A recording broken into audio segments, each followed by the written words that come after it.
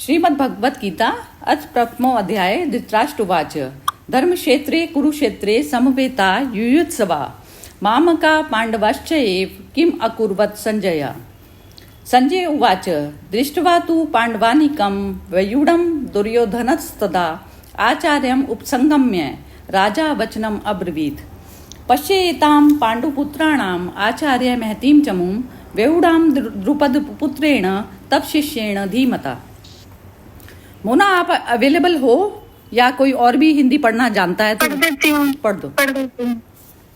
धृतराष्ट्र बोले, हे संजय, धर्म भूमि कुरुक्षेत्र में एकत्रित युद्ध की इच्छा वाले मेरे और पांडु के पुत्रों ने क्या किया। संजय बोले, उस समय राजा दुर्योधन ने व्यूह रचना युक्त पांडवों की सेना को देखकर और द्रोणाचार्य के पास जाकर यह वचन कहा, हे आचार्य, आपके बुद्धिमान शिष्य द्रुपद पुत्र धृष्टद्युम्न द्वारा व्यूहाकार खड़ी की हुई पांडु पुत्रों की इस बड़ी भारी सेना को देखिए। हाँ, तो इसकी एक्सप्लेनेशन भी मैं आप करेंगी क्या? सरिता, should I read in English? अच्छा, हाँ, इंग्लिश में रीड कीजिए। ठीक है, इंग्लिश में तो अपने आप ही सेल्फ आपके वो एक्सप्लेन बहुत अच्छा है। ये दीपक का ही दिया हुआ है, दीपक भाई का ही बुक है ये। ठीक है, तो मैं पढ़ती हूँ। Verse 1. Dhritarashtra said, assembled on the sacred field of Kurukshetra, desirous to fight, what did the sons of Pandu and mine do, O Sanjaya? The Gita begins with a question. The blind king Dhritarashtra asked counselor Sanjaya what the Kauravas and Pandavas do on the plain of Kurukshetra. The Kauravas and the Pandavas, two branches of a royal family, are fighting each other there in the Mahabharata war.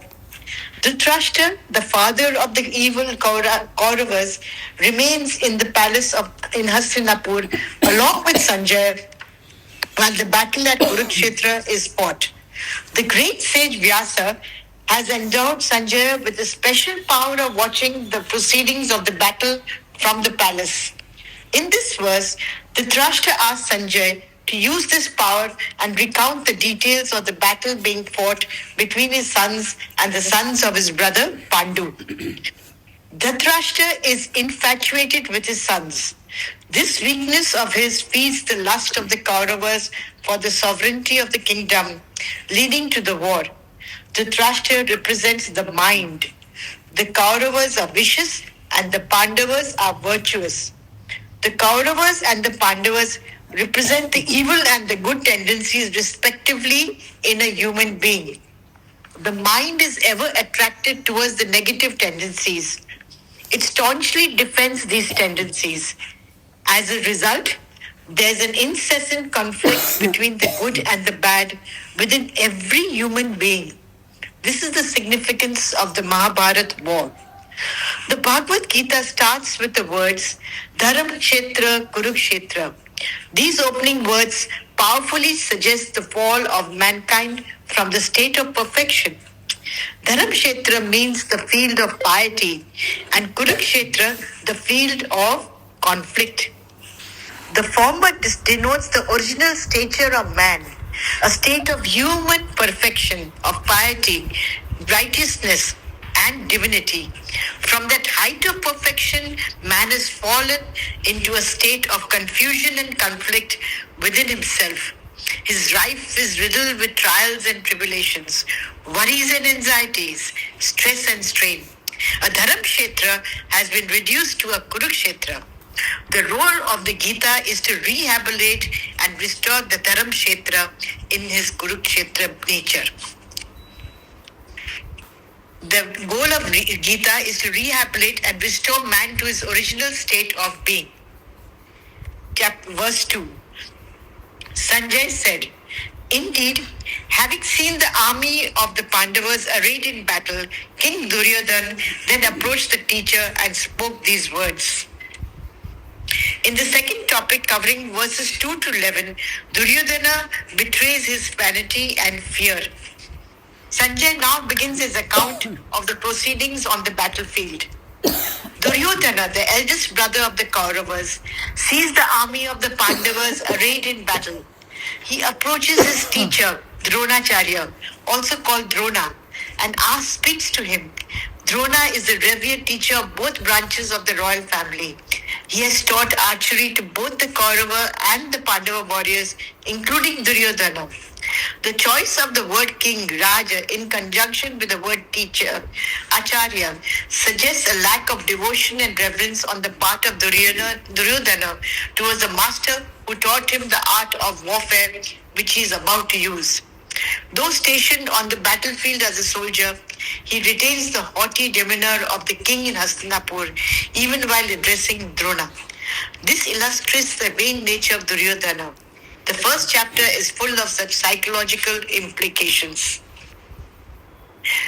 Third, behold, O teacher, this mighty army of the sons of Pandu, arrayed for battle by the son of Drupada, your wise pupil. Duryodhana asks his teacher, Drona, to behold the army of Pandavas. He refers to the opposing army as mighty, though it in fact has 7 battalions, while the Kaurava army has 11. Besides having larger forces, Duryodhana has stalwarts like Bhishma and Drona on his side. Yet he considers the opposing army as mighty. This suggests an element of fear in him. Fear arises out of the guilt of wrongdoing. Duryodhana is vicious and corrupt. He has stooped to the most wicked actions in his efforts to destroy the Pandavas. His guilt now manifests on the battlefield as fear. Duryodhana refers to his cousins as sons of Pandu and to Drishtadyumna as a son of Drupada.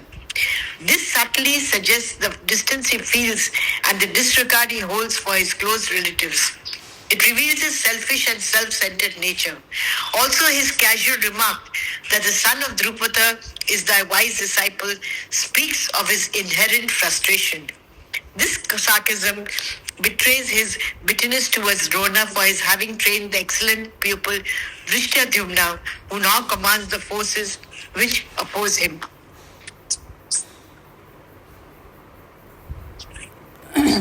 ठीक है. These are the 3 verses. इसका थोड़ा I will leave. I'll join you tomorrow. But there is a lot to discuss about this introduction and the first, in the whole background. I mean, tomorrow I'll listen to the talk, the recording, and tomorrow we will definitely discuss on this. Further, whatever I feel, I'll share tomorrow. Thank you. Okay Deepak ji, चलो कल सुनते हैं आपकी comment. Okay जी हाँ. Thank you. एक बार ये फैमिली ट्री जरा समझा देना कि ये जब, क्योंकि अभी हर्षा जी इंग्लिश में तो बहुत ही अच्छा बताया हुआ है. ये द्रुपद पुत्र उसने जानबूझ के कहा है, जो ये पढ़े थे हर्षा जी, द्रुपद पुत्र का है, उसको धृष्टद्युम्न कहा है द्वारा. तो that's a purposefully said reference by Agni से ये दोनों का जन्म हुआ था ना, धृतराष्ट्र और ये धृष्टद्युम्न और द्रौपदी. ये द्रौपदी का भाई था ना, तो ये जो धृष्टद्युम्न जो पैदा हुआ था वो उसके लिए पैदा हुआ था, द्रोण की हत्या के लिए पैदा हुआ था. कारण था ना, जैसे कॉज एंड इफेक्ट होता है ना. कॉज इसका पैदा होने का उसको था, द्रोण की मृत्यु उसके हाथ होनी थी. अच्छा. हाँ, तो ये सारा ये एक्चुअली गीत महाभारत का जो पूरा है ना, इसमें बहुत एक्सप्लेन करके ऐसे दिया हुआ है ना. तो इसको एक्चुअली जैस्मिन भी है ना, तो इसमें जो थोड़ा सा मेरे को लगता है स्टार्टिंग थोड़ा नहीं पता होगी, हल्का सा बैकग्राउंड में बता देती हूँ, फिर भी आप मन स्थिति के हिसाब से एक्सप्लेन करना. वैसे एक्चुअली क्या है कि जैसे मन स्थिति में दोनों ही तरीके के जो होते हैं ना, ये सब जगह सब तरीके के मेंटेलिटी होती है ना. जैसे हमारे भाव भी कभी भी एक व्यक्ति के लिए मतलब ऐसा नहीं होता सबके भाव सबके प्रति सेम होते हैं. तो अलग अलग लोग होता है. तो इस सब सारी क्वालिटीज जो इसमें बताई हुई है ना, कि ये कौरव वाले सेना में थे या वैसे थे, ऐसा नहीं है. ये सारी सेना हमारे अंदर ही है, खुद के माइंड के अंदर. नहीं आप ही सरिता जी आप बताना हल्का सा. मैं वो इंट्रोडक्शन करा देती हूँ ये, क्योंकि ये जो धृतराष्ट्र और ये धृतराष्ट्री कौन है ना, पहले यही नहीं पता। नहीं, और मनस्थिति वाला भी मतलब आप ही बताओ। अच्छा चलो ठीक है। ये धृतराष्ट्र उसमें कह रहे हैं संजय को, संजय जो थे उनके साथी थे। अब धृतराष्ट्र कौन थे? धृतराष्ट्र वो थे कि शांतनु के जो शांतनु क्या था, शांतनु जो थे ये इसके हस्तिनापुर के वो थे राजा, और उनका जो पहला जो बच्चा था जो गंगा से पैदा हुआ था, तो वो था वो क्या नाम है उसका, क्या था वो, ये भीष्म पितामह बना। लेकिन उनका जो है वो हो गया, प्रेम हो गया सत्यवती से। अब सत्यवती से जो बाद में जो 2 पुत्र पैदा हुए तो वो धृतराष्ट्र और वो थे, नहीं धृतराष्ट्र और वो नहीं थे, सॉरी, वो सत्यवती से जो पैदा हुए वो विचित्र केतु और विचित्र वीर्य 2 पुत्र पैदा हुए थे। 2 पुत्र पैदा हुए। उसने पहले से प्रतिज्ञा उससे ली कि ये जो पुराना वाला जो तेरा पुत्र है वो जो है राजा नहीं बनेगा, तो उसके बिना मैं तेरे से शादी नहीं करूंगी। तो उसने भी, जो भीष्म ने उसकी बात को ये करा कि मेरे फादर को जो है सत्यवती चाहिए, तो वो सेक्रीफाइस कर दिया। एक तरीके से एज तो उसकी थी शादी विवाह करने की, 16 साल की उम्र के थे भीष्म पितामह, तो उनकी शादी की एज थी, और उन्होंने अपने फादर की वो सत्यवती से वो शादी कर पाए, तो वो उसके लिए उसने सेक्रीफाइस कर दिया। सबसे पहले तो यहीं से मेंटालिटी पता चल जाती है कि एक जिसका बच्चा जो बिल्कुल ग्रो कर रहा है और वो शादी लायक है, तो उसकी शादी के बजाय तुम अपनी शादी की सोच रहे हो। तो वो स्थिति, जैसे अब हम बोलते हैं ना कि ये जो प्रकृति पुरुष का जो खेल चलता है, तो अब प्रकृति पुरुष में भी ये चीज़ होती है ना, हर किसी की जो वासनाएं और वो सब होती है ना, वो चाहे लेडी बनकर आ गई, चाहे कोई कुछ बनकर आ गई, तो वो चीज़ों के आगे तुम इतने अंधे हो जाते हो। अंधापन तो मतलब धृतराष्ट्र में तो बाद में दिखाई दिया, पहले अंधापन तो शांतनु में ही था। अब शांतनु में ही था ना वो अंधापन, तो इसके कारण जो अंधापन अब भीष्म पितामह में भी था। भीष्म पितामह सोच रहे मैं सेक्रीफाइस कर दूं बजाय फादर को समझाने के लिए, क्योंकि वो एक्सप्लॉइट कर रही थी, जो सत्यवती थी वो एक्सप्लॉइट कर रही थी उनको। तो उसके बावजूद भी वो उसको इतना मतलब तुम्हारी उस पर मतलब ये हो गया कि इतना दिल आ गया कि तुम उसको मान ही नहीं रहे, अपने आप को मन को समझाने लायक नहीं हो, तो तुम्हारा मन बेकाबू हो गया ना। और यही ज़्यादातर जो जितनी भी वार होती हैं, तो ये होती तो इसी कारण है ना कि मन पे कंट्रोल ही नहीं रहता इंसान के। अब मन तुम्हारा इतना हो गया, तो मन को क्या कहते हैं, वो वैसी दृष्टि कैसे आएगी उसको शांति कैसे मिलेगी? बिना चीज़ के भी तो हमें शांति लेनी आनी चाहिए ना। जरूरी नहीं है ना कि सब कुछ हमारे को मिल जाएगा तो ही हमें शांति होनी है, ऐसा नहीं। तो वो अवस्था उसकी थी धृतराष्ट्र की, वो शांतनु की भी यही अवस्था थी। तो शांतनु से वो उसकी सत्यवती की शादी हो गई, और फिर उसके बाद में उसके 2 पुत्र हुए। दोनों पुत्र वो जो है वार में मर गए। अब उसमें जब उसने जो सत्यवती थी उसमें उसकी भी मृत्यु हो गई थी, शांतनु की भी हो गई। तो उसने सत्यवती ने अपने जो शादी से पहले का जो पुत्र था, जो किसी दूसरी ऋषि के द्वारा जो हुआ था, तो वो उस पुत्र को, वो व्यास जी थे, तो उसको बुलाया कि ये जो है दोनों को संतानें पैदा करानी है। संतान पैदा कराने के लिए ही बुलाया अपने ही पुत्र को बुलाकर, और उसने जो दूसरे पुत्रों की जो वाइफ थी उनसे जो है संतानें पैदा कराई हैं।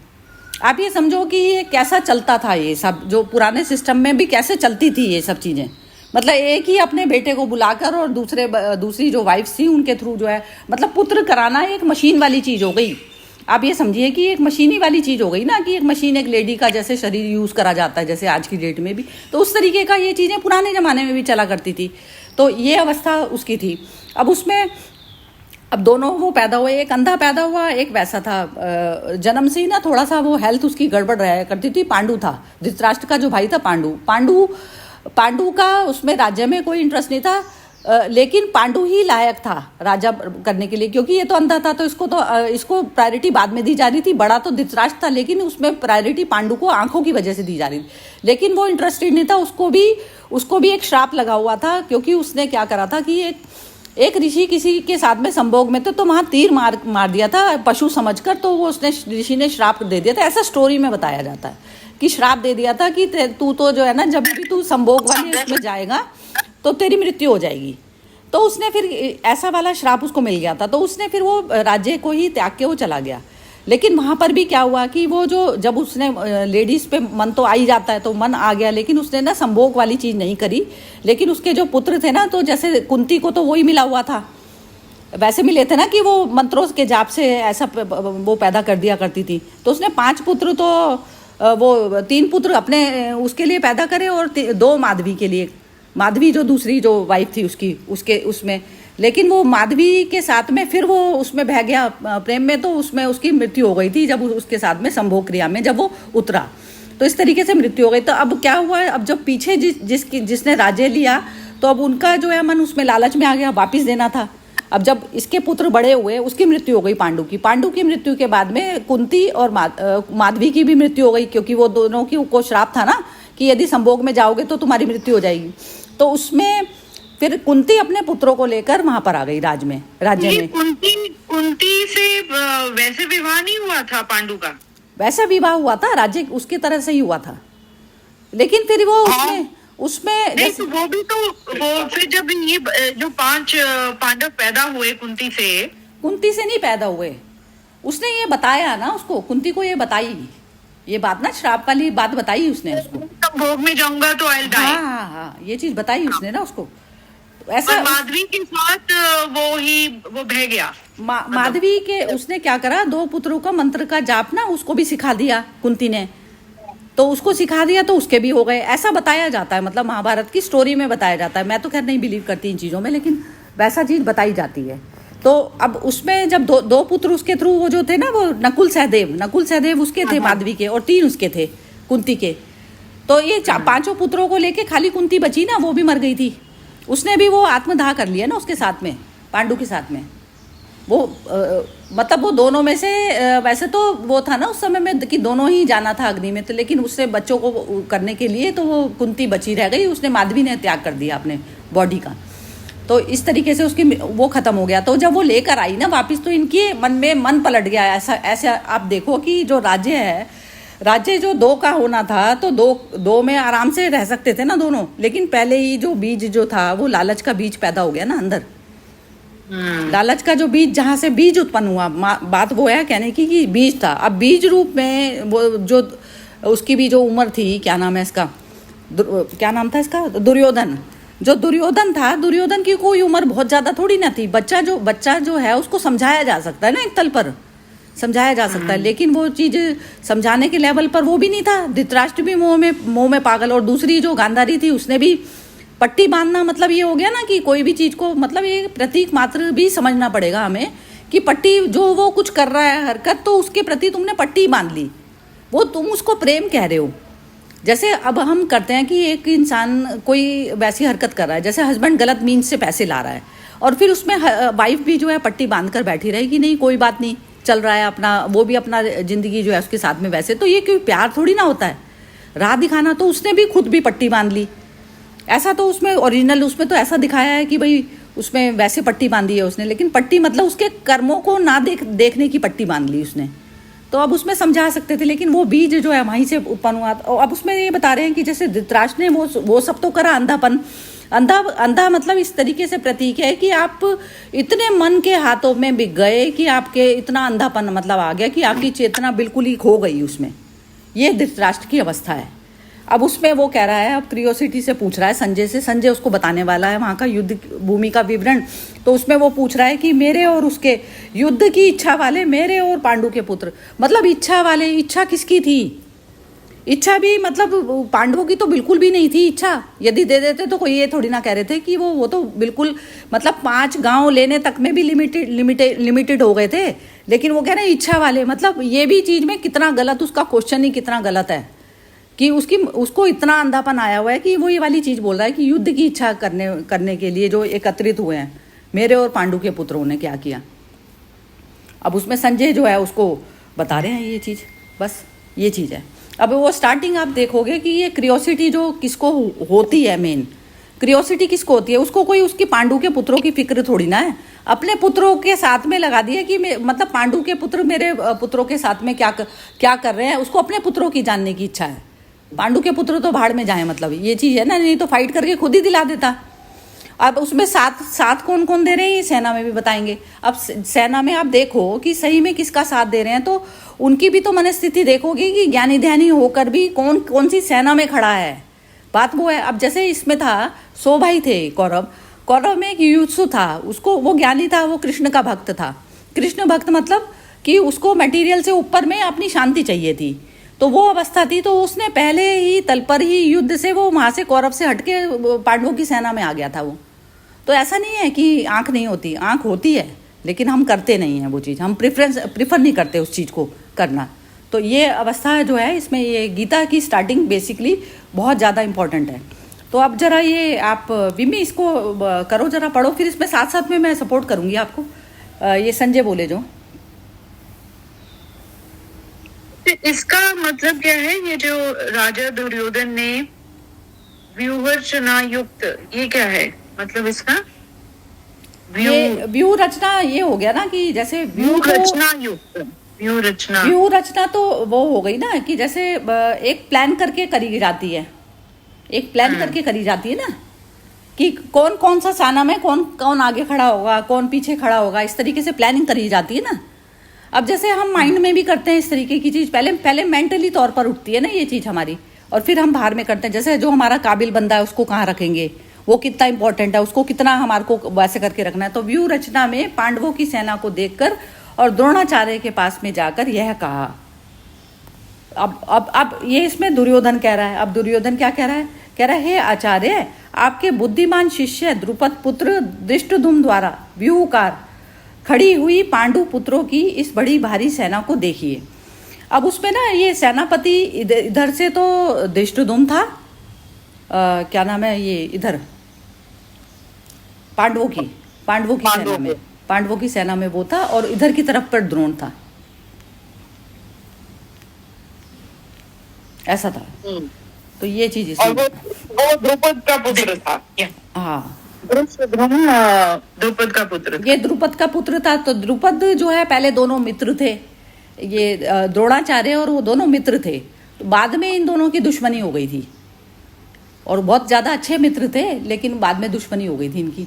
तो उसके बाद में इनकी जो है उसमें कहते हैं इससे अग्नि से पैदा हुए दोनों, द्रौपदी और वो अग्नि की वो थी, ऐसा बताते हैं। ये सब चीज़ें मैं तो नहीं मानती, क्योंकि जो फिजिकल जो रिलेशनशिप से ही पैदा होते हैं चक्कर, ये ऐसा नहीं होता कि कोई अग्नि से पैदा हो गया वैसा पैदा हो गया, ऐसा नहीं। अग्नि से पैदा होने का ये मतलब है कि उसमें बिल्कुल आप शुद्ध वाली स्टेट में पैदा हुए, कि मन आपका किसी भी तरह से हो नहीं। तो एक तो जैसे होता है ना, एक मदर जो है पूरे ज्ञान में जन्म दे रही होती है, एक का एक संभोग की क्रिया हो, इसको पता ही नहीं कि मेरे बच्चा मेरे को, एक होता है पूरा अवेकनिंग में बच्चा करा जाता है, अवेकनिंग में करा जाता है ना बच्चा, जैसे करा जाता है कि भाई मेरे को बच्चा चाहिए अब ऐसा। और एक होता है कि तुम्हारे को जो है एक तरीके से वो आई, मतलब इच्छा उठी और तुमने जो है कर लिया और तुम्हारे को बच्चे हो गए, जैसे ऐसा चलता है ना ज़्यादातर। आप देखेंगे कि वो, तो ये अवस्था जो होती है अवेकनिंग वाली जो अवस्था होती है, वो जागृति वाली कहलाती है ना। मतलब उसमें तुमने पूरा प्लान करके करा है। तो उसमें जैसे पहले होता था ना, तो उसमें कहते थे जैसे शिव का वो अवतार पैदा हुआ और उसने उसकी मृत्यु करी। तो ऐसे बच्चे जो है, ऐसे मदर ऐसे बच्चों को जन्म देती थी और उसको उस ढंग से वैसी ही शिक्षा उसको देती थी कि वो सामने जगत के हित के लिए जो है वो खड़ा हो जाए, तैयार हो जाए। तो ऐसे स्पेशल करा जाता था। तो जैसे कहते थे ना ऋषि मुनियों की संतानें हुई, तो उसमें क्या कहते थे, जैसे वीर्य भी लेना है तो ऐसे पुरुष से लेना है जो पहले ही मुक्त वाली कैटेगरी में आया हुआ हो। तो ऐसे उसके साथ में संभोग कराया जाता था। ये चीजें होती थी हमारे उसमें पहले। कहते ना ये बुद्धि से बड़ा ज्यादा तेज है ये मनुष्य, तो इसके साथ में संभोग में, मैं तो इसके साथ में उतरूंगी इस संभोग में। तो ऐसे वाली चीज जो है पूरी प्लान करके होती थी। तो उसमें होता था कि जैसे तुम्हारे घर में जो भी जन्मेगा तो वो इस तरीके की बुद्धि का तेज और वीर्य वैसा वाला होगा। तेज भी कहते हैं ना, मतलब जिसकी एनर्जी लेवल बहुत ज़्यादा होता है, तो कहते हैं इसका वीर्य बहुत ज़बरदस्त वैसा है। हिंदी में, मतलब हिंदी लैंग्वेज में यूज़ किया जाता है। एक्चुअली ये वाली लैंग्वेज आजकल के बच्चों को तो पता ही नहीं होगी, लेकिन ये सब चीज़ें पुराण शास्त्रों में यही वाली लैंग्वेज यूज़ करा करते थे पहले, यही सब यूज़ हुई है। तो इस कारण ही तो जो है आज की डेट में वो उस चीज़ को शरीर से जोड़ लिया गया, और जबकि वो बुद्धि की प्रखरता को कहा जाता है, बुद्धि की तेज पने को कहा जाता है। कि बुद्धि जिसकी जितनी लिप्त नहीं होती पदार्थ जगत में, तो उसकी बुद्धि उतनी तेज कहलाती थी उस समय। तेज मतलब अग्नि जैसी उसकी वो होती थी बुद्धि, ऐसा कहलाते थे। तो एक एक बार जरा सबको अंडरस्टैंड करा लेते हैं कि कैसे कैसे। हाँ मिमी आप ही बताओ थोड़ा सा, क्या आपने अंडरस्टैंड करा, फिर उसके बाद में सब एक बार बोलेंगे। थोड़ा मुंह से भी थोड़ा बोलता है ना आदमी, तो थोड़ा सा क्लैरिटी में अच्छा होता है उससे। जी नहीं, एक दो जब हर्षा जी इंग्लिश में पढ़ रहे थे, तो वो पहला ही जो शब्द है धर्म क्षेत्रे कुरुक्षेत्र, तो उसी में ही कि धर्म क्षेत्र से कुरुक्षेत्र का ये जो पूरा सीन दिखाया जा रहा है, और गीता के एंड में, सॉरी ये मेरे बीच में कौन आ गया, मुझे कॉल लेना पड़ रहा है। अच्छा ठीक है, कोई बात नहीं। हर्षा जी आप बोलिए। हाँ, ये जो पूरा जो शुरुआत होती है ना, इसमें तो जैसे कि धर्म क्षेत्र क्या था, हम लोग का एक्चुअली ओरिजिन धर्म क्षेत्र है, माने जहाँ हम लोग पूरे वर्चुअस और काइंड और सब गुड क्वालिटीज, पर जैसे हमारे पतन की तरफ जाते हैं, जैसे हमारा मोह माया अटैचमेंट सब आती है, तो हम लोग कुरुक्षेत्र अंदर का वो ही कुरुक्षेत्र बन जाते हैं, जहाँ अच्छा और बुराई दोनों वास करते हैं। अभी ये जो गीता की जो शुरुआत होती है, इसको कैसे हम इससे ऊपर आकर हम अपने आप पर विजय पाए, तो ये जो दुर्योधन है, द्रोणाचार्य है, अर्जुन है, these are all personalities which we also embody in ourselves, but we are not aware of them. तो जैसे अभी आस्ते आस्ते जैसे इसके ज्ञान हम लोग पढ़ते जाएंगे ना, तो हमारे अंदर की भी आईना खुलते जाएगी कि हमारे अंदर भी क्या चल रहा है। ये जो धर्म युद्ध है वो हमारे अंदर भी वही चल रही है, अच्छा बुराई की। तो ये सब चीज जो अभी जो जैसे हम लोग अपने जैसे हम लोग कोई व्यक्ति हमें अच्छा नहीं लगता है, तो उसको हम कैसे इंफीरियर दृष्टि से बात करते हैं, very mean way we talk. तो Duryodhana represents the meanness in our nature. जब हम लोग मीन होते हैं तो बोलते हैं दुर्योधन जैसा हो गया है। और जैसे गंधारी है जो अपने बच्चे का वो नहीं देख सकती है ना, क्या फॉल्ट्स, तो ये गंधारी आंख में पट्टी बांध कर रखी है। दुर्योधन भी मोह का पूरा फंसा हुआ है अंदर में। तो ये सब चीजें जब इनके जो पर्सनालिटीज है, they are all traits of human nature which exist in us. तो जैसे जैसे हम लोग पढ़ते जाएंगे तो हमारे और भी क्लैरिटी आती जाएगी कि ये जो क्या है। बहुत ही बढ़िया ढंग से बताया आपने, मजेदार। Yes yes yes. जैस्मिन आप बताओ क्या समझे? हाँ जी, एक्चुअली ये मैं महाभारत देखती रहती थी ना, तो मुझे पता था कि वो जैसे अपनी ऋषि को बुलाती है, कैसे एक कमजोर एक अंधा बन जाता है। And to begin with she said a very nice thing that we have this Duryodhana and this Gandhari in us. जब कोई माँ अंधी हो जाती है अपने बच्चों के प्यार में, तो कुछ देखती नहीं है, तो कहते हैं ना गंधारी जैसी है ये, तो इसको कोई प्रॉब्लम बच्चे का वो नहीं दिखता। नहीं, it's a very nice beginning and I am so glad that I am there to hear everything. अब समझ आ रहा है अभी तो। आई थिंक जब वो कृष्ण जी बोलते हैं ना, वो थोड़ा है ये तो, क्योंकि अब वो महाभारत हमने देखी है कितनी बारी वो टीवी में भी, तो बेसिक्स ठीक लग रहे हैं मुझे अभी। अच्छा, चलो ठीक है, मतलब समझ आ रहा है। तो मतलब जहाँ नहीं आएगा तो मैं आपको टोक के भी पूछ लूंगी। ये तो आपने जो अंडरस्टैंड किया ना, ये और जो हर्षा जी ने जो एक्सप्लेन करा है, हाँ। ये सारी चीजें हमें बार बार ये सिचुएशन जो आती है उस समय में हमें ऑब्जर्व करना है कि हम क्या बन रहे हैं इस समय। बहुत ही बढ़िया। हाँ मोना आप बताओ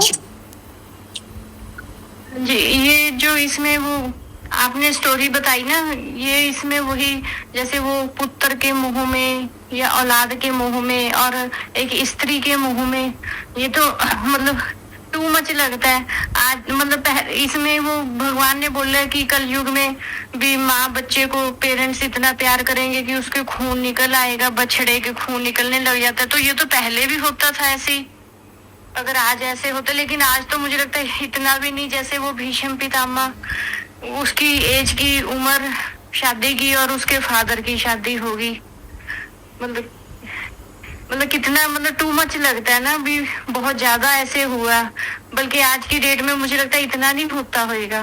बहुत होता है हुआ। और सरिता जी जो उस टाइम दिरदाश वो जो सा अंधा फादर था या माँ या कुछ है, रेप्रिमांड करते और अपने बच्चों को समझाते कि ये ठीक नहीं है, और अपने दूसरे भाइयों को भी हक देना है, और अल्टीमेटली वो 5 गांव पर भी आ गए।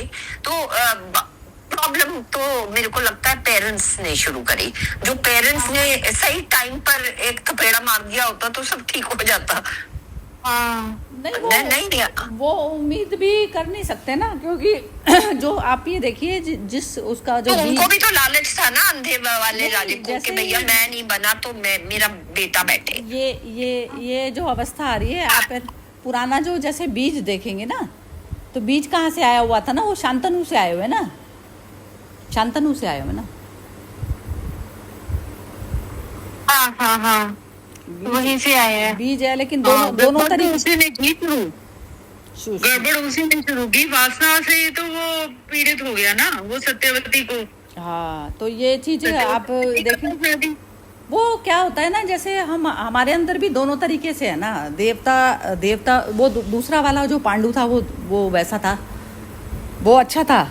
लेकिन ये देखो ना आप, हमारे अंदर दोनों चीज़ें, ये स्टार्टिंग में दोनों चीज़ें हुई, दोनों चीज़ें बेस में है हमारे पड़े हुए। अब हम प्रिफर किसको, वाटर किसको देना चाहते हैं, कौन सी वृत्ति को हम वाटर देना चाहते हैं, ये हमारे हाथ में होती है। बार बार यही तो जागृति करनी है। हाँ बिम्मी बोलो आप। मुझे लग रहा है इन सारे के सारे, देखो कुछ ना कुछ सभी में यही वासना से ही सारे के सारे पीड़ित हैं। कोई कहते हैं वैसे बॉडी अटैचमेंट की, किसी से अट्रैक्ट हो गया, कोई है कि उसके अंदर ईगो, जैसे वो धृतराष्ट्र में कि मैं बड़ा होके भी मुझे नहीं मिला, और फिर वो गंधारी आ गई, वो गंधारी और वो की पट्टी उसने बांधी, मतलब वो एक तरह की वो भाग रही है ना, चैलेंजिंग सिचुएशन जो है वो उसमें ना रहते हुए, उसे एक्सेप्ट करते हुए, मतलब ऊपरी तो उसने एक्सेप्ट कर लिया, उसे धृतराष्ट्र से शादी कर ली अंधे से, पर वैसे वो मन से एक्सेप्ट नहीं कर पाई, और उसने भी पट्टी बांधी कि मैं इस मतलब वही चैलेंजेस आपको सामने आ रहे हैं, आप उससे भाग रहे हो। कुंती भी मुझे उस वजह से लगती है कि कुंती के 3 पुत्र हुए, और उसके बाद जब वो द्रौपदी से शादी का, कुंती ने भी वही किया कि जी बिना देखे, बिना समझे, बिना वो, मतलब आप ऐसे ही मुंह से कुछ भी, जैसे वही ना, मुंह से आपने कुछ भी वचन बोल दिए, बिना सोचे समझे, बिना उसको भापे हुए या देखे हुए, जी अच्छा जी सबकी हो गई, तो वहां भी गड़बड़। बात ये थी, चलो एक चीज वो हो भी गई, बात वो नहीं है, जैसे ना एक तो ना वो कहा जाता है कि जैसे कि हम कहते हैं लेडीज को जो है ऐसा पुरुष समाज ऐसा समझता है, हम खुद भी तो फूड की तरह से उनके सामने पेश होते हैं। वो कुंती भी तो क्यों नहीं किया उसने मना? हाँ, तो वो स्टार्टिंग से ही आप देखिए मेंटेलिटी, एक स्त्री की जो मेंटेलिटी है वो फूड की तरह ही तो समझ बैठी है, तो दूसरा आदमी क्यों नहीं उसको भोग करेगा उसका। वो उसने कहा 5 में बांट लो, और 5 में बांट लो तो खुद ही बोलती ना कि जब वो कह रहे हैं माता की आज्ञा, तो माता की आज्ञा वो भी तो हो सकती थी मना करने वाली। यही तो अंधापन जो आपने पकड़ा कि अंधापन कितना जबरदस्त था ना, तो अंधापन तो हर जगह, जहां भी हम अंधापन करके जब जिएंगे ना, तो वहां पर हमें दिक्कत सहनी ही पड़ेगी। अब नहीं, और एक और कि जब एक बारी बोल दिया, और उसके बाद जब तुमने देखा कि जी वो 5 खड़े हैं और उनके साथ एक औरत खड़ी है, तब भी तो अपने शब्दों को वापस ले सकती थी। हम लोग उसमें भी तो कुंती की कितनी ईगो है कि अब मैंने कह दिया तो अब तो बस जी, now you have to follow. बस वो भी स्टुपिडिटी, वो मतलब सॉरी कहना, मतलब जैसे हमें किसी को सॉरी कहने में इतनी तकलीफ होती है, हम कोई गलती हमने कर दी, वही हुआ ना, गलती कर दी, ये मुझे चीज इंसान को समझ में आ जाए ना कि शब्दों को जिंदा कौन करेगा। वो मैं कर रही हूँ ना, जो मैंने चीज को मान लिया, तो जैसे किसी ने शब्द बोले, किसी ने गाली दी, या किसी ने कोई शब्द बोला, शब्द तो शब्द थे ना, उसमें कुछ पावर नहीं थी, वो पावर मैंने बनाई ना एनर्जी देके उसके अंदर। अब वो जो 5 पुत्र थे, वो शब्द उसके मुंह से निकले, वो शब्द तो लाश की तरह है जब तक उसको उस पे एक्शन ना लिया जाए। अब उस पे एक्शन भी ले लिया तुमने, अरे शब्दों को, वो भी तो जागृति वाली बात है कि मैं कौन से शब्दों को एक्शन में लाऊंगी, कौन से को नहीं लाऊंगी। 70 चीजें आती है, मेरा कितने लोगों का खून करने का मन होता है, लेकिन मैं कर थोड़ी ना आती हूँ। द्रौपदी भी तो बोल सकती थी कि I am not a thing that they can divide amongst तो वही तो चीज है ना। नहीं, वो कहते हैं ना, नहीं तो फिर ये लोग कहते थे जी हम माँ की आज्ञा नहीं मांगेंगे तो हमको वनवास जाना चाहिए, चले जाते। माँ की आज्ञा नहीं मानते, मन की। दोनों की मनस्थिति को समझाया गया ना। कुंती देखो, उसने गलती कर दी, पर वो गलती का सॉरी बोलने को तैयार नहीं है, और उसके कारण फिर वो और आगे वो ड्रैग हुआ जा रहा है। और करना क्यों? Why can you tell somebody के किसी को डिवाइड कर लो? वो भी मना करती। द्रौपदी भी was not shown as powerful. She could have said, "This is not acceptable." आज इनफैक्ट मुझे वो मैंने वो इसमें शायद बुजवानी में डाला भी था कि जब आप किसी को सॉरी कह देते हो तो दो लोग फ्री हो जाते हैं, सिर्फ आप फ्री नहीं हुए, वो सामने वाला भी फ्री हो गया। तो कुंती यदि उस समय रियलाइज जब उसने देख ही लिया था कि पांचों खड़े हैं, वो तो उसी समय वो कर देती तो तब भी कुंती भी फ्री हो जाती और द्रौपदी भी फ्री हो जाती। द्रौपदी उस वे से भी फ्री हो सकती थी कि खुद बोल देती, पर वो भी उसके अंदर वो पड़ी रही। अब उसकी क्या वो मतलब सबके मनस्थिति तो सभी की खराब है। फॉर दैट मैटर मुझे तो ये व्यास जी आ गए, सत्यवती का बेटा, और कह दिया कि जी आप कहते हैं ऐसी क्या माँ की आज्ञा मांग लेना नहीं कि औरों मैं के साथ ये अच्छा भी बताना करो। चाह रही हूँ इस चीज में ना, ये मैं होता है समझो जैसे नहीं ये जो प्रकृति का होता है ना, प्राकृतिक जो चीजें होती हैं, जैसे प्राकृतिक होती है, अब अपन लोग भी, आप भी वो करती है ना, थोड़ा सा ये करती है ना, आप खेती बाड़ी भी थोड़ा बहुत तो करती है ना, आपको शौक है ना उस चीज का, फ्लावर्स वगैरह का, सब चीजों का। तो जो भी करता है तो ये इस तरीके से होती है बॉडी की चीजें। मतलब जैसे अब उस द्रोण वगैरह भी जो पैदा हुए, हम कहते हैं उससे अप्सरा से, उस वाली अप्सरा से पैदा हुए, तो जो दोनों की सहमति से जो काम हो रहा है ना, तो वो भी एक प्राकृतिक दृश्य है। ये नहीं है कि मेरे मन में फूल नहीं खिलेंगे, लेकिन दूसरा आदमी जब एक्सप्लॉइट करने लगता है ना उस चीज को लेके, तब वो वहां पर जो है वो बिजनेस वाली रिलेशनशिप आ जाती है। तो जहां पर भी बिजनेस आ जाता है वहां पर दिक्कत है। तो ये तो जो है प्राकृतिक में, अब बार बार हमेशा हम कहते हैं कि मन को रोक लो, मन को वो करने दो। मन यदि प्राकृतिक में है और दूसरा आदमी सहमत है उस चीज के लिए, तो कुछ मैटर नहीं होती ये चीजें कुछ मैटर नहीं होती। वो चीजें उसने पर उसका थॉट भी पर थॉट तो खराब है ना। सत्यवती ने जब व्यास को कहा, तो वो जो आप बिजनेस वर्ड यूज कर रहे हो, तो वो तो बिजनेस इंटेंट से ही हुआ ना कि और बच्चे पैदा हो जाएं। नहीं जैसे राज्य को चलाने के लिए दोनों की डेथ हो गई, अब उत्तराधिकारी भी तो चाहिए होता था ना पहले में। तो उसमें इस तरीके से पुत्र, वो तो पहले क्या होता था, जैसे मदर जिनके पति से नहीं हो रहे अपने बच्चे, तो ऋषियों पे ले जाया करती थी मदर बच्ची को ऋषियों पे ले जाया करती थी, तो वो संतानें वैसे पैदा कराते थे, पहले ऐसे कराते थे। ये सब चीजें चलती थी। नहीं ये तो काफी इसका भी आया था, ये जो 2 जेल में घूम रहे हैं गुरु, ये आसर, दूसरा नहीं वो तो ना, एक तो होता है ना, जैसे आपका जो है वो उस तरफ में काम वासना ही ऐसी उठ रही है कि आप उसको बहला चुपला कर और वो सब कर मतलब एक तरीके से माइंड वॉश करके आप कर रहे हो ना ये चीजें काम, तो ये तो चीज गलत हुई ना।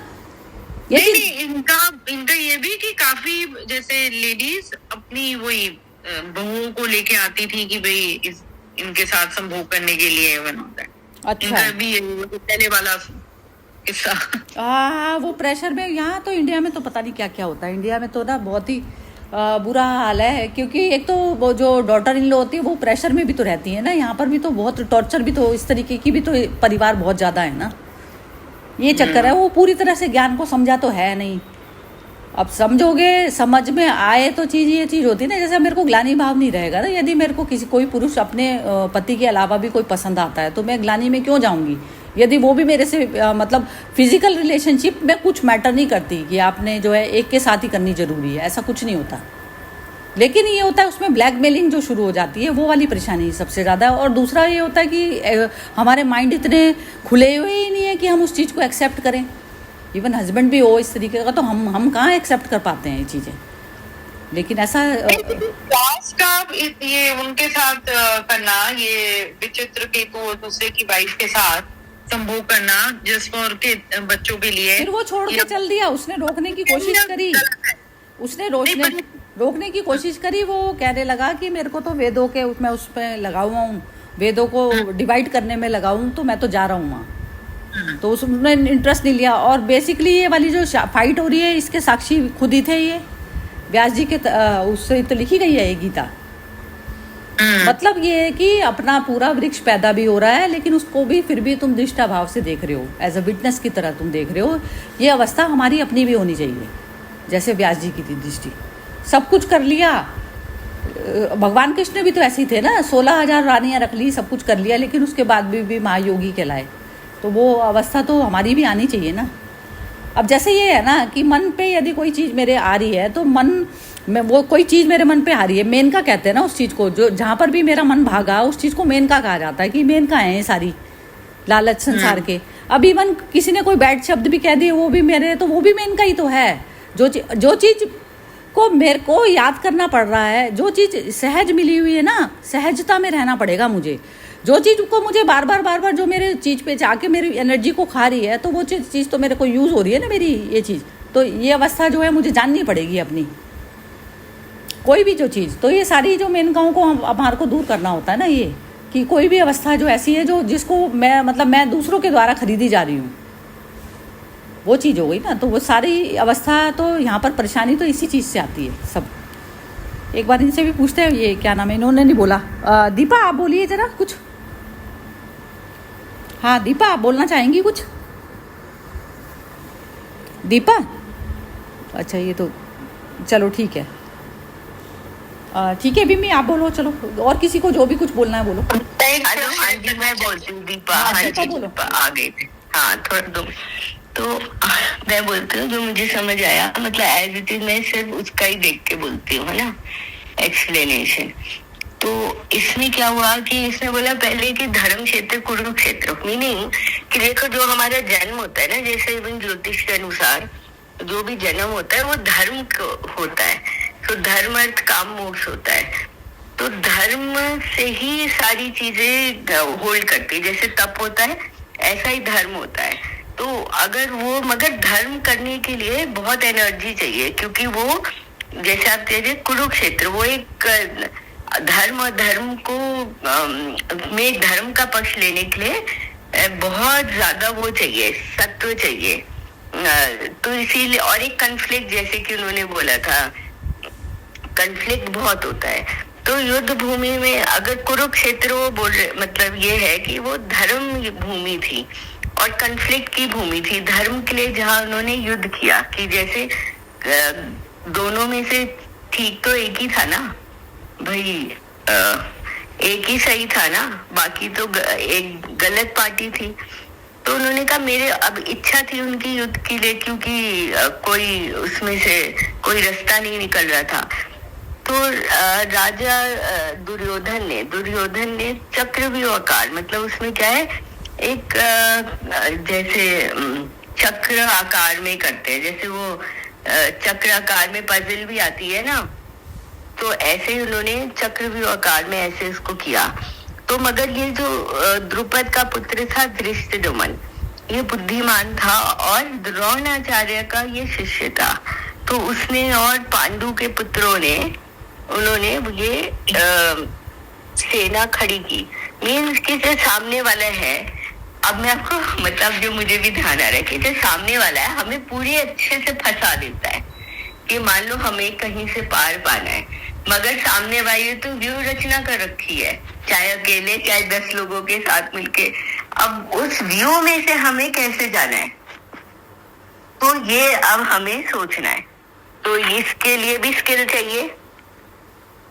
तो अभी तो मुझे इतना ही ध्यान आ रहा है, और बाकी सरिता जी बताएंगी। ये जो कॉन्फ्लिक्ट वाली जो स्थिति है, यही युद्ध की हो गई। युद्ध इसको कहा जाएगा, जो कॉन्फ्लिक्ट स्टेट में जो भी हम है, जैसे हमारा माइंड में है ना बहुत सारी चीज़ें चल रही हैं। तो एक तो धर्म हो गया और एक कुरुक्षेत्र हो गया, दोनों चीज़ें बोली गई ना। तो धर्म वाली अवस्था में भी जा सकते हैं। एक तो ना शून्य वैसी वाली शांति के लिए करना चाह रहा है, एक शांति के लिए करना चाह रहा है युद्ध, और एक मटेरियल के लिए करना चाह रहा है युद्ध। तो कुरुक्षेत्र मतलब हो गया कुरु मतलब हो गया कि जो मटेरियल के लिए जो करना चाह रहा है, और धर्म वो हो गया जो शांति के लिए करना चाह रहा है युद्ध। तो दोनों तरीके के हो गए ना, दोनों तरीके के कॉन्फ्लिक्ट वाले जो लोग हैं वो वैसे वाले खड़े हो गए। अब उसमें फंसी चेतना तो सबकी ही है, लेकिन एक की चेतना ऐसी है कि मैं कौन से वाले पक्ष पे जाऊं। सामने जो उसको सीन दिख रहा है वो ऐसा वाला दिख रहा है कि मैं कौन से पक्ष पर जाऊं। अब धर्म के लिए जो धर्म के जो वैसे वाले थे, जो धर्म को फॉलो करते थे लोग, वो भी अधर्म वाली उसमें खड़े हैं सामने। तब उसको दिक्कत आई है ये वाली चीज़ की कि अब इनको कैसे करूं। अब अधर्म में सामने खड़े लोगों को भी तो धर्म के लिए साफ करना पड़ेगा, मुझे साफ करना पड़ेगा ना। धर्म के लिए भी तो धर्म को स्थापित करने के लिए भी तो अधर्म वाली कैटेगरी में आकर ही तो मेरे को करना पड़ेगा ये चीज़। अधर्म क्या चीज़ हुई ना, जैसे किसी को मारना हम गलत बताते हैं, लेकिन मारना सही भी तो होता है ना। एक डॉक्टर का करना ऐसे ये एक तरीके से सर्जरी है। सर्जरी है कि ये जो अननेसेसरी, जैसे अब भीष्म है, भीष्म तो धर्म का प्रतीक थे, तो अब कॉन्फ्लिक्ट में जो उसकी जो चेतना आई, तो वो आई इसी कारण ना कि सामने जो है वो धर्म में होते हुए में भी अधर्म में पे खड़े हैं वो वहाँ पर, तो वहाँ वहीं पर इस स्टेट पे हमारा जो कॉन्फिडेंस होता है वहाँ हिलता है ना बेसिकली। अब वहाँ पर हमें जो है डिसीजन इस तरीके के लेने पड़ते हैं। तो कहते हैं बस उस समय में मन को मत देखो, उस समय में हार्श डिसीजन जो है लेके उसको चीज़ को ख़त्म करो चीज़ को। तो ऐसा वाली अवस्था हमारे भी तो जीवन में कितनी बार आती है ना। सारे रिश्तों पे फंसी हुई चेतना जो होती है कई बार इस तरीके की होती है कि उसमें तुमने लैंग्वेज भी अच्छी इस्तेमाल कर ली, लेकिन कोई मान के ही नहीं तैयार होता, तो आपको लेना पड़ता है वाला रूट भी। सर्जरी तो अल्टीमेट वो है ही ना, लास्ट रिजॉर्ट रह ही जाता है ना सर्जरी तो। हाँ जी बिम्मी क्या कह रहे हो, बोलो। हाँ, ये जो दीपा ने अभी एक वो बात कही, वो ये धृष्टद्युम्न के बारे में, कि वही कि एक तो वही वो इंटेलिजेंट था और स्मार्ट, स्किल्ड और बोल्ड।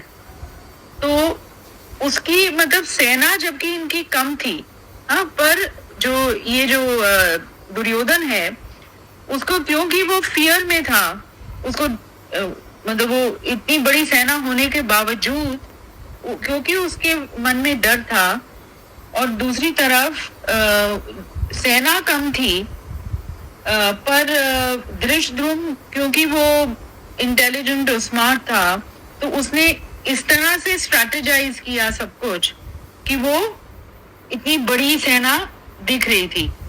तो दोनों चीजें आती हैं कि एक तो क्वालिटी वर्सेस क्वांटिटी वाली बात, कि हमारे अपने कोई भी काम में जब हम एक्सेलेंस की बात करते हैं तो उसमें कहते हैं कि क्वालिटी के ऊपर फोकस करो और ना कि क्वांटिटी पर।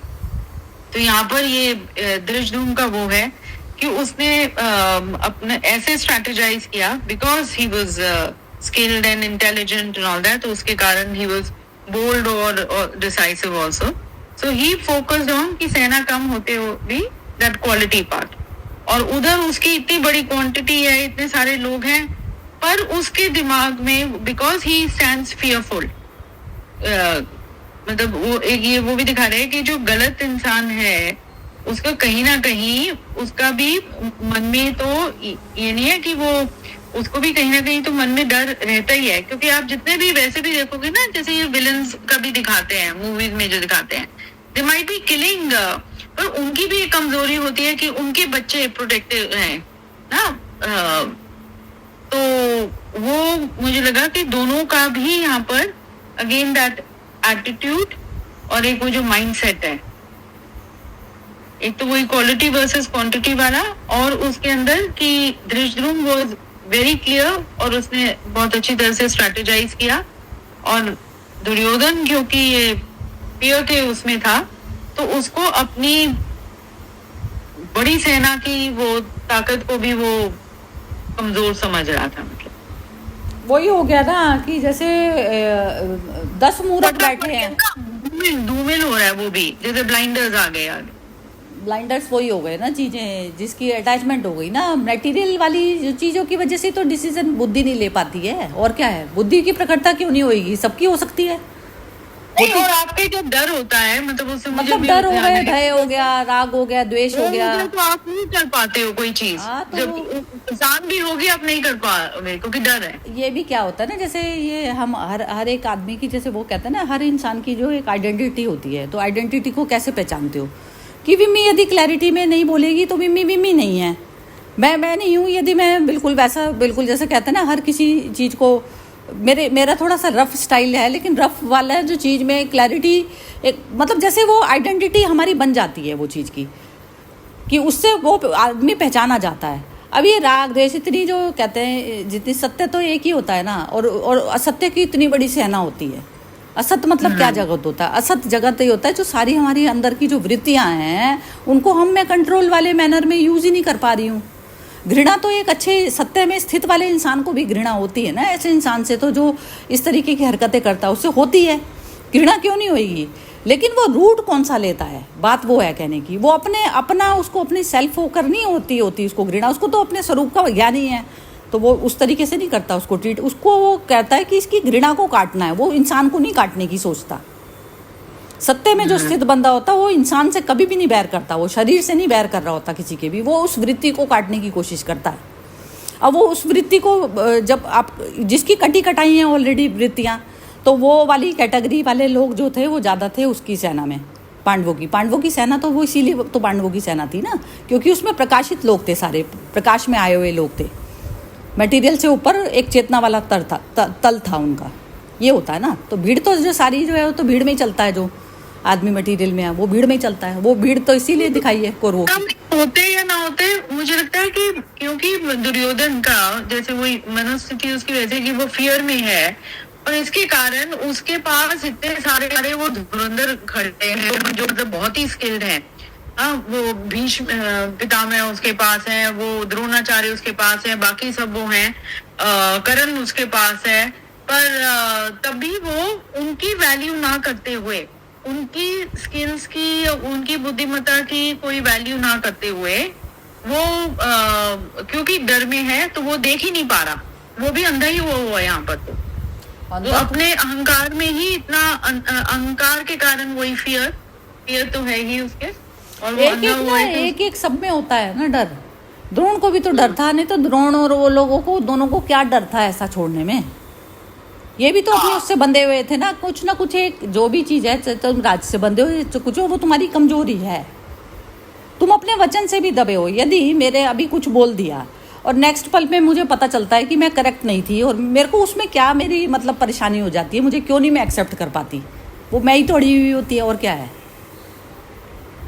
क्यों नहीं यदि मेरे को पता चल गया कि नहीं ये वाली चीज़ मेरी गलत थी, ये वाली चीज़ में मेरे को करेक्ट, तो मैं तभी होंगी ना जब मैं उसको एक्सेप्ट कर लूँगी अपनी चीज़ को। यही तो चीज़ थी, वो उससे बंधे हुए हैं शासन से। सामने जो है तू गलत को उसको पावर दे रहा है, पहले बना के उसको राक्षस बना के धर दिया। अब तू इसको ख़त्म करना, इसको चीज़ को, दोनों एक तरफ हो जाते। भीष्म पितामह दोनों पढ़े लिखे थे, अच्छे खासे थे, गुरु के लेवल पर थे। दोनों कहते कि ये जो है भाई इसको नहीं देना बनता साथ। उसको भी लालच था राज्य का, अश्वत्थामा को दिलाना था। अश्वत्थामा में ममता थी ना उसकी, द्रोण की, उसको दिलाना था राज्य। उसने प्रॉमिस करा था मैं राज्य दे दूंगा। वो तो प्रॉमिस कर करके ऐसे ही तो था। वो कर्ण जो बनाया, कर्ण की वीकनेस पे ही तो कर्ण को यूज करा। कर्ण की वीकनेस देख ली कि वो सूत पुत्र कहते ही वो उछल रहा है, पिन चुभ रही है ना उसे, सूत पुत्र कहने में पिन चुभ रही है। तो पिन चुभने का वो दूसरे को नजर आ गई, तो उसमें खरीद लिया, उसको पैसे से खरीद लिया। खरीदा जाता है ना, ऐसी तो करा है। और क्या चीज हुई है इसमें? यही चीज हमारे साथ में भी होती है। सारे अपनी एक गलती को ही डिफेंड किए जा रहे हैं, और क्या, और वो और बढ़ती जा रही है और बढ़ती जा रही है। और कि वो कुरुक्षेत्र बन गई, धर्म क्षेत्र कुरुक्षेत्र बन गया एक बंदे की गलती से, और फिर बाकी सारी जनता और आगे ये ऐसा नहीं बना। उनकी भी जो अपनी जो अच्छी वाली जो वृत्ति, अच्छी भी तो मेरे रास्ते में बाधा है। मैं तो ये युद्ध को ये बोलूंगी कि जो अच्छी चीज़ है मेरी, कि मैं तो शस्त्र ही नहीं उठाऊंगी। ऐसा नहीं है ना, उठाना पड़ेगा ना तुम्हें करने के लिए। जब सामने राक्षस खड़ा है तो उसको कैसे नहीं करोगे तुम खत्म? करना पड़ेगा। उसमें क्या नीति करेगी, क्या बेनीति करेगी, तो वो चीज़ तो आनी पड़ेगी ना। तो ये युद्ध खाली बुरों को नाश करने के लिए नहीं बताया, ये बताया है कि अच्छे लोग तुम शस्त्र उठाना सीखो, कुछ बोलना सीखो, कुछ ऐसे करना सीखो।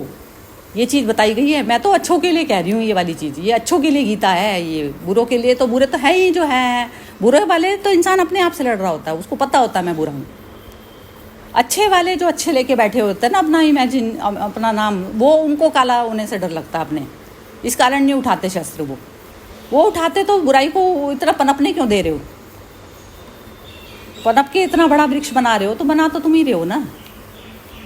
यही तो आँख चाहिए ना, दिव्य आँख किस चीज़ को कहा जाता है। तो ये भगवान को अवतार किस लिए लेना पड़ता है? लेना इसलिए पड़ता है कि बिल्कुल ही अंधेरा हो जाता है, कि जो वो भी बैठे हैं अपना हाथ पे हाथ धर के बैठे हुए हैं।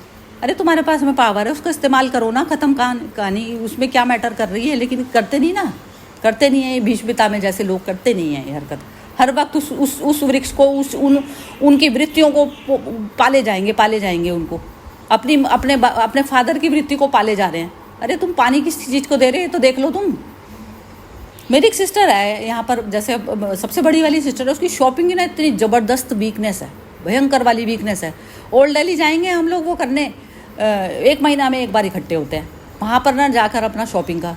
वो चीज़ चलेगी। मैंने दूसरी दीदियों को सबको बोला, मैंने कहा दीदी आप इनको सपोर्ट क्यों करती हो, क्या फ़र्क पड़ता है, क्या फ़र्क पड़ता है। मैंने कहा फ़र्क कुछ नहीं पड़ता है, ऐसा नहीं है कि इनके वहाँ पर कोई दिक्कत है या कुछ वो है, लेकिन उस चीज़ को तुम पानी क्यों दे रहे हो।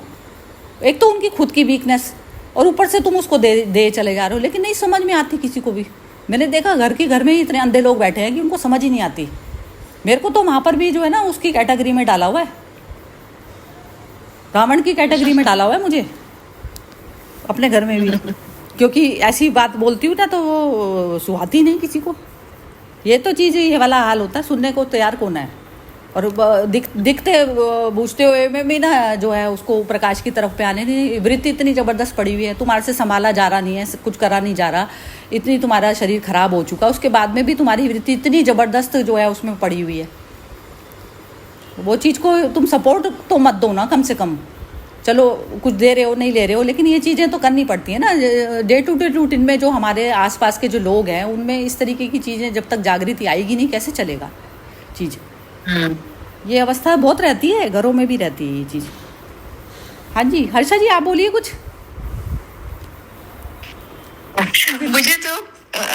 मुझे तो आपने जो कहा ना वो बहुत अच्छा लगता है, क्योंकि मदर हमेशा हम लोग बोलते थे पौंडीचेरी में, कई जन का ये प्रॉब्लम होता था कि मच वांट्स मोर है आपके पास। जैसे दर महीना प्रॉस्पेरिटी मिलती थी तो मदर हमेशा बोलते थे कि आपको यदि साबुन 3 गोटी मिलता है, समझो 3 महीने के लिए, आपके पास 2 यूज किया, एक बचा है तो आप 2 ही लेना, वो तीसरा को उपयोग करना। पर लोग ये बात को समझते नहीं थे। आप नहीं मानोगे, जो पुराने साधक जो जब शरीर छोड़ते थे ना, उनके वहां से इतना सब स्टोर सामान निकलता था, फ्रेश साड़ी, फ्रेश धोती, फ्रेश टॉयलेटरीज और सब। तो ये जो वृत्ति जो होती ना संग्रह करने की या चाहिए या लालच है ना, तो मदर ने फिर नोटिस में देखो, बहुत टाइम पहले फिर उन्होंने नोटिस दिखा था, one has to know the difference between necessity and desire. तो हमको क्या जरूरत है, हमें क्या एक आसक्ति है, वो दोनों का आप अंतर रखोगे ना तो आप कभी भी जास्ती भरपूर नहीं भरेंगे नहीं कुछ चीज। दुनिया ना इस चीज को प्यार कहती है, वो प्यार कहती है। जैसे वो उसका शरीर इस लायक नहीं कि वो अपने आप उठ के जा सके करके, वो अपना पैसे देगी वो करेगी तो, लेकिन ये चीज में दुनिया इस चीज को प्यार कहती है। करना पे प्यार हुआ, ये प्यार थोड़ी ना हुआ, नहीं प्यार थोड़ी ना हुआ, ये तो अंधापनों को और तुमने उसके ऊपर जो है मतलब फोल्ड करते चले जा रहे हो उसकी आंखों में बांध। जो आश्रम लोग जो सब समर्पण कर आते हैं ना, तो उनको बेसिक नेसेसिटीज देना ही पड़ता है। वैसे आश्रमाइट, यदि आप आश्रमाइट बन जाते हो तो आपका वस्त्र, साबुन, daily necessities including medical fair, वहाँ का मेडिकल फैसिलिटीज बहुत अच्छा दिया है आश्रम का। पर क्या है ना कि लोग को संग्रह करने की वृत्ति, और अभी मैं खुद को भी देखती हूँ कि अभी हम लोग जैसे नाम 75, I got so many clothes now, what do I need to keep on holding, where will I wear them, where will I wear। तो अभी अपने आप में जैसे यहाँ ज्ञान सुनते समझ में भी बहुत आ जाती है कि हमको कितना चाहिए और क्यों चाहिए। एनर्जी लीकेज कितनी होती है, उन चीजों को आप संभालोगे करोगे, पूरी एनर्जी लीकेज है। आपने तो पूरा एनर्जी लीकेज है, उनको फर्नीचर भी बहुत जास्ती भर कर रखो, फिर उसका साफ करो, शो पीस ले आओ, ये करो वो करो, सब साफ करो। अभी जो उम्र होती है वो ठीक है, पर जैसे जैसे आपकी वैराग्य बढ़ती जाएगी ना, आपको विवेक भी बहुत बढ़ते जाता है। वैराग्य भी मैं तो कहती हूँ कि कुछ भी मत करो, लेकिन एक स्वतंत्र जो होता है ना, एक इंसान अपने आप से जो स्वतंत्र हो गया तो उसकी तो देखोगे चमक कैसी रहती है उसकी, उसको परवाह ही नहीं है कोई चीज की कि पीछे मेरे कोई चीज चोरी हो जाएगी, क्या चीज हो जाएगी, कुछ नहीं है। अपने जीते जी जो है सामने देते चले जाओ। और वैसे भी जिस एज के उसमें जा रहे हो, कोई वो होगा सारा कुछ छूटोगा तो कोई मरे हुए की तो चीज भी नहीं कोई लेता, नहीं लेता है। जिंदा की तो फिर भी एक इंसान को ले लेगा। वो इसको ठीक इस्तेमाल हो जाएगी, मतलब ये है चीज, जीते चीज सब दे देना चाहिए, यू नो। अच्छा अपना रोज नया पहनो उमंग। और जो लेते जाओ। पर इससे अच्छा मुझे तो राकेश जी भाई का बहुत अच्छा लगा कि देना है तो पैसा फ्रेश दो, पहना हुआ उतरा हुआ अपना वासना हवस करके फिर आप देते हो, फेंकते हो, उन लोग का कचरा मत दो। वो कचरा बोलते हैं उसको, बिल्कुल कचरा होता है और उसमें भी बड़ा हम आपका गंदी सुहास जाती हो कपड़ा में, भले 20,000 की हो के 10,000 की हो। अच्छा नया दो, हाँ नया दो, वो तो बहुत बोलते हैं नया दो, नहीं दो पुराना वो आप लोग अपना संभाल कर उसको एंड तक यूज करो। कितना जोड़ी चाहिए आपको, और दुनिया की क्यों परवाह करते हो आप, सोचती तो बहुत ऐसे ही है। तो मुझे ये अभी बहुत कंसेप्ट अच्छा लगता है। गीता और सब ज्ञान तो बहुत सकता है, बहुत ही कितना चीज हमें अच्छा सिखाते सेशन हैं ना। रहा आज का, बहुत बहुत बढ़िया सेशन रहा। चलो ठीक है, अब कल वो भी आएंगे, दीपक जी। दीपक भी है, हाँ, चलो, ठीक है। ओके बिम्मी, चलो खत्म करते हैं ना। Okay okay. नहीं, मुझे तो आपने वो जो कहा ना, जो गीता है वो अच्छे लोगों के लिए है। Yes yes, that I really, हम लोग के ना अच्छे लोग बहुत कंप्लेसेंट हो जाते हैं, पढ़ाई में ज्यादा वो कंप्लेसेंट हो जाते हैं, so they don't feel the need to improve, but every day you have to improve small small small small things. हम लोग का एक लड़का था जो परमहंस योगानंद का शिष्य था, हम लोग का कुष्टुमा में भी रहते थे। अभी वो बहुत बड़ा संत हो गए, स्वामी जी बन गए, but very nice boy. He was studying with my brother in law, मैंने पहले भी कहा ना। तो वो उनका डिवाइन लाइफ क्या, ये परमहंस योगानंद का जो सेंटर था ना, तो हम लोग का ऊपर ही बिल्डिंग में चल रहा था, 17th फ्लोर में। तो उसने कहा कि जब मैंने मॉन्क बना ना, तो मुझे लगा मेरा थोड़ा ही दोष है, पर जैसे मैं आगे बढ़ते गया तो मेरे एक नहीं हजारों दोष निकलने लगा। तो विवेक खुल जाता है ना आदमी का, तो बहुत फर्क पड़ जाता है। तो यही होता है यू नो लाइफ में। वो ये है, अपने उससे भी उठना पड़ता है। इमेज बनी हुई होती है ना, हम इमेज में बंधे हुए जीते हैं। यस इमेज में बंधे हुए जीते हैं कि हम ऐसा करेंगे तो दुनिया, मतलब वो जो हमारी इमेज पे कोई दाग सा लग जाएगा, और वो दाग बाग से हमारे को डर रहता है ना, जैसे वो चीज यस का। यस यस, तो उसके कारण हम सही एक्शन नहीं ले पाते। यस सही एक्शन तो बस मुझे तो ये लगता है, जो चीज हल्का करे, बस हल्की बस। तो मैं तो होती जब ही हूँ बिल्कुल, जब तक कर नहीं लेती ना वो चीज, जब तक हल्कापन आता ही नहीं उसमें, माइंड में हल्कापन ही तब तक। बंदे का तो है ही। तो मुझे लगता है कि ना, जैसे मैं तो घर में भी देखती हूँ कि जब आप, मुझे तो बहुत बारी सुनने को मिलता है, कोई गुस्सा करो तो सबसे पहले, या कुछ बात हो तो ये लोग कहेंगे गीता पढ़ती है, और तो अपने गुस्से के ऊपर कंट्रोल नहीं है। अरे मैं कहती हूँ कि कहाँ, वो कहते कृष्ण जी ने कहा है कि नहीं, मैंने कृष्ण जी तो बार बार अर्जुन को कह रहे हैं उठा शस्त्र, फाइट फाइट। तो मैंने कहा उन्होंने और वैसे भी आप ये देखो ना, गुस्सा कोई कम थोड़ी ना आता था उनको। उन्होंने तो शिशुपाल को गर्दन ही नहीं काट दी थी उसकी, करा बर्दाश्त करा बस, उसके बाद में सीधा ही खत्म करा उसको कि बस अब और नहीं हो गया, बहुत देर देख ली तेरे को। देख लिया तेरा। तो भारत में शस्त्र उठाया था ना, और क्या है ना, बाद और में क्या? उठाया था शस्त्र उठाए बिना बात कहाँ बननी है। ये शस्त्र जब उठाते हैं तभी तो अंदर से हमारा जो है आत्मा का संगीत निकलता है। एक सीधा इंसान है, सीधा बैठा है, वो तो गाय भैंस बकरी की तरह है। वो बकरी की तरह है, वो सीधा कोई थोड़ी ना। उसकी तो यात्रा बहुत दिक्कत वाली है। एक कम से कम जो बुरा इंसान है वो उस वाली यात्रा पे तो चल दिया, उसमें कम से कम बुरा करने की हिम्मत तो आ रही है जरा सी भी। वो सीधा इंसान तो बिल्कुल ही मूर्ख होता है, बिल्कुल बकरी वाला। वो कौन सी वाली कही जाएगी, जो बुद्धू जानवर, गधा, हाँ गधा वाला कैटेगरी में आएगा वो, जो सीधा इंसान है। सीधे की तो यात्रा इतनी लंबी है अभी तक, उसको तो बुरे करने में भी खतरा लग रहा है बेचारे को, उसमें भी लग रहा है खतरे में ही बैठा रहता है वो हमेशा। इतना डरपोक होता है वो इंसान। बकरी ज्यादा सही, बकरी कह दो, हाँ बकरी कह दो, वैसे बकरी कह सकते हो। हाँ वो अच्छी भी होती है, और वो कहते पर बिल्कुल वही कुंती थी अभी, ये जो कुंती थी, शादी से पहले ये हो गई, शादी से पहले पुत्र हो गया, तो तू अपने हस्बैंड को तो बता सकती है उसको गंगा में डुबाए जाके, डुबाए। तेरे इतना जिगरा तेरा काम कर गया है, अपनी जिंदगी तेरे को ज्यादा अच्छी लगी, तू भी मर जाती उसमें गंगा में जाके, तू खुद ही क्यों नहीं डूब गई थी जाके। पुत्र का मतलब इतना बड़ा दिल चाहिए छोटे बच्चे को पानी में डालने के लिए, कितना बड़ा हार्ड को हृदय चाहिए तुम्हारे को। कितनी तुमने अपनी आत्मा को मारा, मतलब उस समय मन स्थिति पे जाके देखो, कोई डाल देगी क्या कोई मदर? वो कहेगी मैं खुद ही मर जाऊं पहले बच्चे से पहले। ये तू मदर के नाम पे दब्बा थी तू। मतलब यही तो चीज़ है ना कि ये मन स्थिति जब रीड करने में आती, क्या तू कुंती रही। वो कह रहे हैं कि बड़ा, वो मोना भी कई बार बोली, उसने कहा कि मेरे को दुख दो भगवान, मैं तुम्हें याद रखूं तब मैं दुख रखूं। ऐसे वाले डायलॉग उनके हाथों कहलाते हैं ये चीज़ें। मन स्थिति को रीड करोगे तो उस समय में तेरी अनमैरिड में तेरे बच्चा हो गया तो तू पालती ना उसको, कि मैं अलग भी रह लूँगी तो क्या दिक्कत है, मैं पाल लूँगी। उतनी तो थी ना, जब बच्चा पैदा करने की तेरे अंदर अकल है, पालना उसको। कितने होती हैं ये जो आती हैं हमारे यहाँ, जो काम वाले वगैरह आते, कई बार होता है इन लोगों के साथ में भी, बच्चे वैसे वाले प्रेग्नेंट हो जाती हैं ये, तो उस समय में ऐसा थोड़ी ना कराती हैं कि उसको मार दिया जान से या सड़क पे छोड़ दिया, ऐसे थोड़ी ना। ये लोग तक भी पालते हैं बच्चों को, ऐसा थोड़ी ना होता है। इतनी गंदी हरकत इसने करी है। ये सब देखने वाली चीज़ें हैं। ये वो उसमें अपने हस्बैंड को ही बताती, कुछ करती, वो कैसे पला बड़ा, वो हीन उसकी जो है उसमें रही।